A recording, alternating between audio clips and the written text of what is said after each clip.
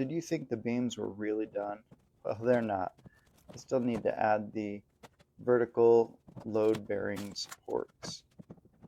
This side is straight in from the front door, and the old beam had two 2x4s that supported this end. I'm going to use two again. I pulled the old ones out because they were a good inch and a quarter short, and I cut off all the protruding nails. Made sure the beam was level, and I cut the supports to length and put them in.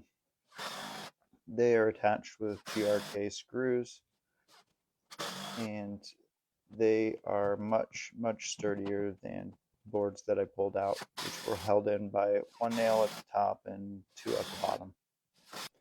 The other side of this beam had only one 2x4 supporting it, and when I pulled it out, the beam didn't even move. It wasn't being supported by that board. And the new beam is going to be a different story. I'm going to have a stud pack of 5 2x4s holding it in place. There's a wire here that went through, and I was able to get one board in, but not the second one. So I cut back the drywall and verified that it went up to the refrigerator. And I'm going to go into the basement and see what I can see about a circuit for the refrigerator. Kind of looked around to see if I could see where the wire was. Couldn't see it, but I went to the panel, and luckily there is one that says refrigerator on it.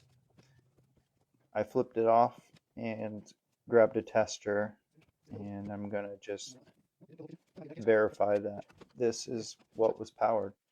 Miraculously, the refrigerator had its own dedicated circuit, so I was able to turn the power off and pull this wire.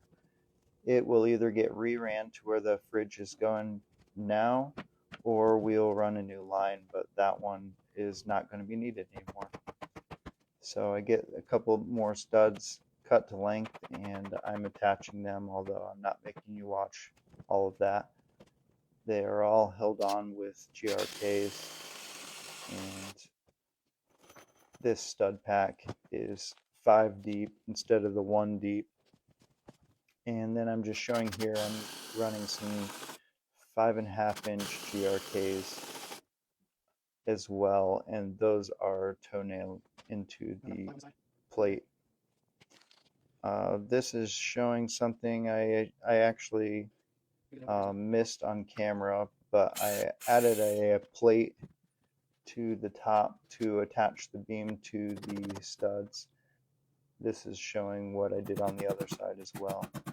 I think about 4 nails probably suffice, 2 in the bottom and 2 in the top. That'll keep it from moving ever again and keep it nice and secure. Just kidding, I put a nail in every hole.